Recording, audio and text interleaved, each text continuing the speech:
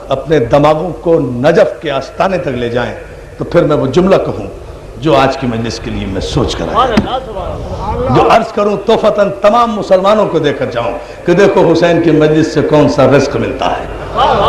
تمام مسلمانوں کی بہت توجہ۔ اب صرف ملت مسلمہ کا جو شرعی مسئلہ ہے وہ یہ ہے عزیزان محترم کہ جیسا عمل ویسی جزا، اچھا عمل اچھی جزا، برا عمل سزا، برے عمل کی سزا، اچھے عمل کی جزا۔ لیکن دوستو یہ ہمارے لیے ہے جن پر شریعت لاگو ہے، شریعت دینے والوں کو خدا عمل کے نتیجے میں رتبے نہیں دیتا۔ اگر عمل کے نتیجے میں شریعت دینے والے معصومین کو خدا رتبے دینے لگے تو صاحب آدم نے کیا عمل کیا؟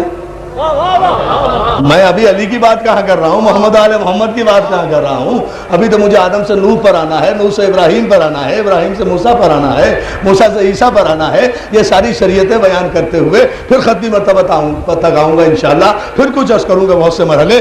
ابھی آپ صرف اس جملے پر ذرا سی توجہ فرما لیں کہ اگر ہر عمل کی جزا کی وجہ سے آدمی کو بلندی ملتی ہے تو وہ ہم ہیں۔ اچھا عمل کریں گے اچھی جزا ملے گی، برا عمل کریں گے سزا ملے گی۔ یہ ہمارے لیے ہے، اس لیے کہ ہم پر شریعت نافذ ہے، لیکن معصوم شریعت لے کر آتا ہے۔ اسے خدا جب صاحب شریعت بناتا ہے تو اس کے عمل کا انتظار نہیں کرتا، اس کی تخلیق میں فضیلتیں دے دیتا ہے، اور اس کی فضیلتوں میں کوئی اضافہ نہیں ہوتا، پروگریس نہیں ہوتی۔ پروگریس ہوتی ہے ہر اس عمل میں، اس شے میں، اس وجود میں جس میں بنیاد میں کوئی نقص موجود ہو، اس میں ارتقا ہے۔ جو ایولیوشن تھیوری ہے نا آپ کی، ارتقائی تھیوری، اس تھیوری کا مقصد یہ ہے کہ جہاں کوئی کمی ہوگی نا وہیں تو ارتقا ہوگا نا۔ اور خدا جی نے معصوم بنائے، ان میں اگر کوئی کمی ہے تو پھر ان میں کمی تو نہیں ہے۔ دوسرا جملہ مجھے کہنے کی ضرورت نہیں، پھر ان میں تو کوئی کمی نہیں ہے جنہیں سواری سے شریعت بنائے۔ اب ذہن میں رہے شریعت کی ابتدا کہاں سے ہو رہی ہے؟ مجھے بتائیے، اگر عمل کے نتیجے میں آدمی کو، انسان کو بہت توجہ، عمل کے نتیجے میں معصومین کے درجے بڑھائے جاتے ہیں، عمل کے نتیجے میں بڑھائے جاتے ہیں، بلکہ لوگ تو ابھی تک بڑھا رہے ہیں، آدم لوگ تو خاتم النبیین کے درجے ابھی تک بڑھا رہے ہیں، حالانکہ خدا تو اعلان بھی کر چکا کہ سبحان الذی اسریٰ بعبدہ لیلا من المسجد الحرام الی مسجد الاقصی الذی بارکنا حولہ لنریہ من آیاتنا۔ خدا معراج کی آیت بھی نازل کر چکا۔ خدا قسمیں کھا کر والنجم اذا ہوا ما ضل صاحبکم وما غوا وما ینطق عن الہوی ان ہوا الا وحی یوحی۔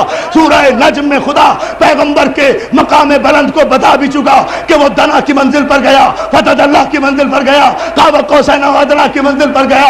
یہ دو کمانوں یا اس سے کم کے فاصلے رہ گئے، نہ اس کی پلک جھپکی، نہ وہ جھجکا، نہ وہ ڈرا، نہ درمیان میں فرشتہ، نہ راستے میں کوئی کمی۔ وہ فضا سے گیا، وہ ہوا سے گیا، وہ خلا سے گیا، وہ قرہ باد سے گیا، وہ قرہ جماعت سے گیا، وہ کشش ثقل سے نکلا۔ نہ ہوا نے اس پر اثر کیا، نہ خلا نے اسے ہلکا کیا، نہ خلا نے اسے ہلکا کیا، نہ آگ نے اسے تپایا، نہ سردی نے اسے ٹھٹرایا۔ وہ نور تھا، اپنے مرکز کی طرف چلا گیا، درمیان میں فرشتہ بھی رہ گیا، بحر نور کے اس پار بھی چلا گیا، مقام محمود پر بھی میرا رسول چلا گیا، مقام محمود پر میرا رسول چلا بھی گیا۔ اور میرا رسول آج سے 1400 برس پہلے مقام محمود پر جا بھی چکا، اور ہمارا پاکستان کا شریعت مآب ٹیلی ویژن ہر خبر نامے سے پہلے یہی دعا کرتا ہے کہ پروردگار ہمارے رسول کو پہنچا دے اس مقام محمود پر جس کا تو نے وعدہ کیا۔ توجہ ہے، یہ عجیب دعائیں ہیں جو دی جا رہی، یہ شریعت مآب ٹیلی ویژن ہے۔ وَبَعَثُوا مَقَامًا مَحْمُودًا الَّذِي وَعَدَ، اور پہنچا انہیں اس مقام محمود پر، یعنی ابھی پہنچے ہی نہیں، ان کی دعا سے پہنچیں گے۔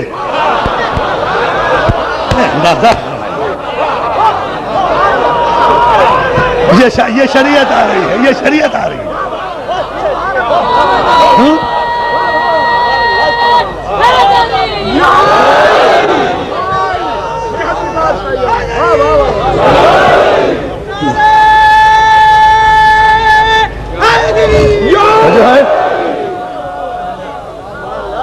یہاں بھی تک ہر خبر نامے سے پہلے یہی دعا کی جاتی ہے.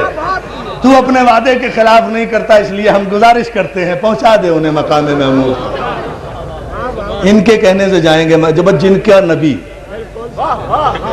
ہمارے کہنے سے، ان کے کہنے سے مقام محمود تک پہنچے اور 1400 برس میں ابھی تک پہنچا ہی نہیں. اس لیے مسلسل دعا ہو رہی ہے. تو پھر وہ مسلمانوں کا نبی تو نہیں ہے جو پلک جھپکنے میں گیا بھی اور آ بھی گیا، جو کائنات کی گردشیں روک کر، صلوات بھیجے نا محمد، کائنات کی گردشیں روک کر پہنچے اس مقام محمود پر. توجہ ہے نا جان محترم؟ ذرا سا اس امر پر اور آپ توجہ فرما لیں. تو یہ پھر انشاءاللہ اس پر گفتگو کریں گے، لیکن لوگ اس امر پر اور غور کر لیں کہ آدم نے ابھی کون سا عمل کیا ہے. آدم نے تو کوئی عمل نہیں کیا، نہ کوئی عبادت کی، نہ کوئی سجدہ کیا، نہ کوئی نبوت کا اعلان کیا، نہ کوئی شریعت پہنچائی، نہ کسی کو مسلمان کیا، نہ زمین پر آئے، نہ کوئی مصیبت اٹھائی، نہ کوئی عبادت کی، کچھ بھی تو نہیں کیا. بنے اور مسجود ہو گئے، بنے اور کائنات کی ساری قوتیں ان کے سامنے جھک گئیں. تو کس عمل کا اظہار کیا؟ آخر کس عمل کا کہ آدم کو اتنی بڑی عزت ملی جو کائنات میں کسی کو نہیں ملی؟ شریعت کا مفہوم سمجھ تو لو، پہلے شریعت کا مفہوم سمجھو. آخر آدم نے کون سا عمل کیا؟ عزیزو، آدم نے عمل نہیں کیا، نہ نماز پڑھی، نہ روزہ رکھا، نہ حج کیا، نہ جہاد کیا، نہ تبلیغ کی، نہ کسی کو مسلمان کیا. ابھی کوئی ایسا عمل نہیں کیا جس سے آدم کو یہ عزتیں ملتی.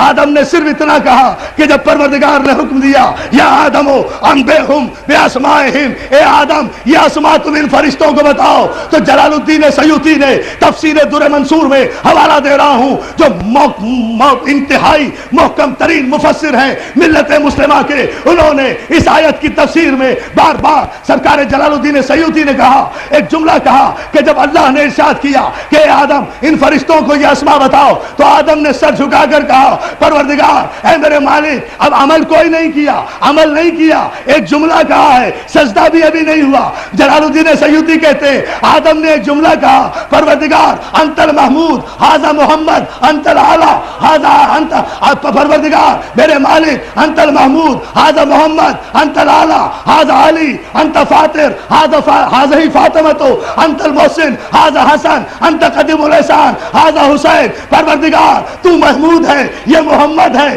تو محمود ہے، یہ محمد ہے، تو اعلیٰ ہے، یہ علی ہے، تو فاطر السماوات والارض ہے، یہ فاطمہ ہے، تو قدیم ہے، یہ حسن ہے، تو قدیم ہے، یہ حسن ہے، تو محسن ہے، یہ حسین ہے. ادھر پنجتن کے الفاظ، پنجتن کے اسماء گرامی، ادھر یہ 5 حرف آدم کی زبان پر جاری ہوئے، ادھر سارے فرشتوں نے بلا چونو چرا سجدہ کر لیا. تو آدم نے پیدا ہوتے ہی کوئی عبادت نہیں کی، کوئی عمل نہیں کیا، اپنے عقیدے کا ٹھہرے ابھی اپنے عقیدے کا اعلان کیا کہ میں پنجے تنی ہوں.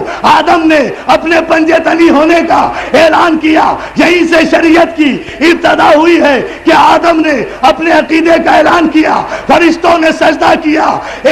10 کروڑ پاکستان میں بسنے والے مسلمانوں پر طنز کرنے والے یزیدیوں، ذرا سوچ سمجھ کر حسین کے عزاداروں کو، جس میں شیعہ سنی سب شامل ہیں، سوچ سمجھ کر پنجے تنیوں کو کچھ کہا کرو، ذرا ذہن میں رکھا کرو تمہارا باپ آدم بھی پنجے تنی تھا. یہ ہے